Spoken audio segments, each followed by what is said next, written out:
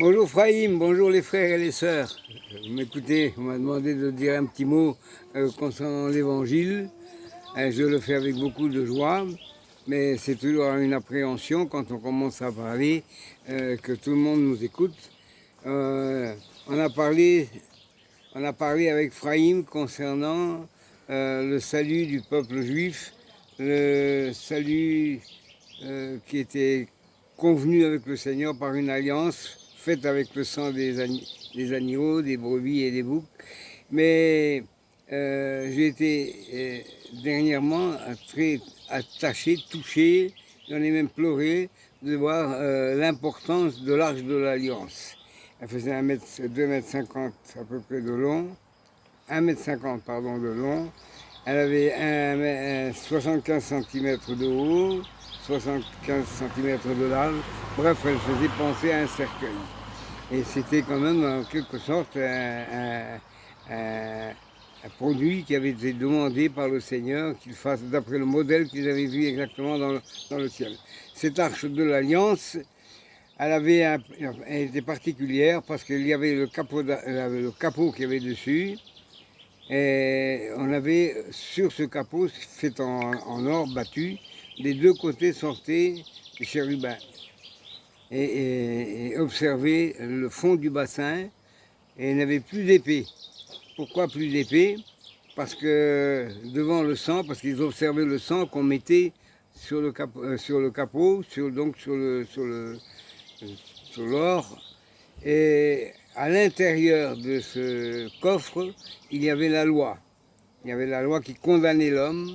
Maudit soit celui qui n'accomplira pas toutes les paroles de cette loi. Il y avait donc les tables de la loi, il y avait la verge d'Aaron qui avait fleuri, et il y avait aussi une coupe de la manne qui a été conservée en souvenir de ce qu'ils ont été. Le peuple a été nourri pendant 40 ans dans le désert. Lorsque dans ce tabernacle, dans le coffre, il y avait donc la loi. Et la loi condamnait l'homme sans répit. Et quand je pense à ceux qui ont été justifiés par la foi, comme Abraham, Isaac, Jacob et tous les autres, ont été justifiés, mais quand on regarde leur vie, c'était pas non plus des perles, hein. Ils avaient des problèmes, ils avaient des soucis, il y avait des mensonges, il y avait de l'adultère, il y avait des meurtres, il y avait de tout, en commençant par David, bien sûr. Le mensonge était monnaie courante et pourtant ils étaient justifiés.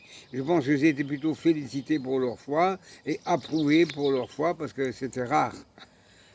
Et c'était rare d'avoir quand même des hommes de foi qui croyaient dans un seul Dieu de l'univers. Et lorsque le Seigneur a mis dans le coffre la loi qui les condamnait, eh bien, les chérubins qui avaient des épées flamboyantes dans le jardin d'Éden étaient désarmés parce que leurs yeux fixaient le fond du bassin. Et dans ce bassin, qu'on appelait le propitiatoire, eh bien, Dieu se rendait propice. C'est le temps de la patience de Dieu qui attendait que les hommes se convertissent, qui attendait le sacrifice suprême lorsque le Seigneur Jésus reviendrait.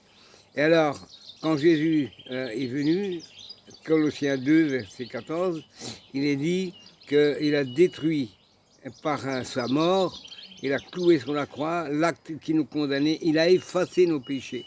Alors tous les anciens de la foi ont été graciés, pardonnés, mais par anticipation, à crédit.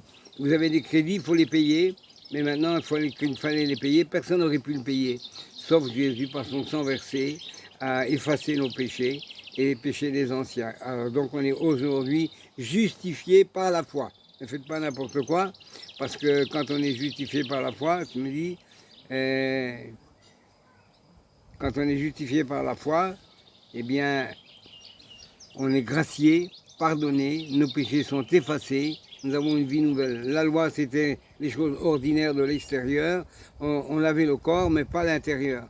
Quand Jésus vient, il lave l'intérieur, purifie nos consciences, il nous donne la vie éternelle. Ne le quittez pas.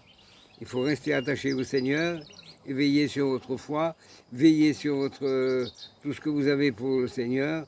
Servez le Seigneur, serviteurs de Dieu, les diacres et les femmes. Mettez-vous dans la prière. Le Seigneur revient bientôt. Le temps est très court. C'est le compte à rebours. Que Dieu vous bénisse. Que Dieu vous encourage. Il vous donne la force de continuer encore malgré nos problèmes, nos soucis, nos maladies, nos souffrances et les membres de nos familles qui ne sont pas encore convertis. Priez fermement le Seigneur, il revient bientôt, le temps presse.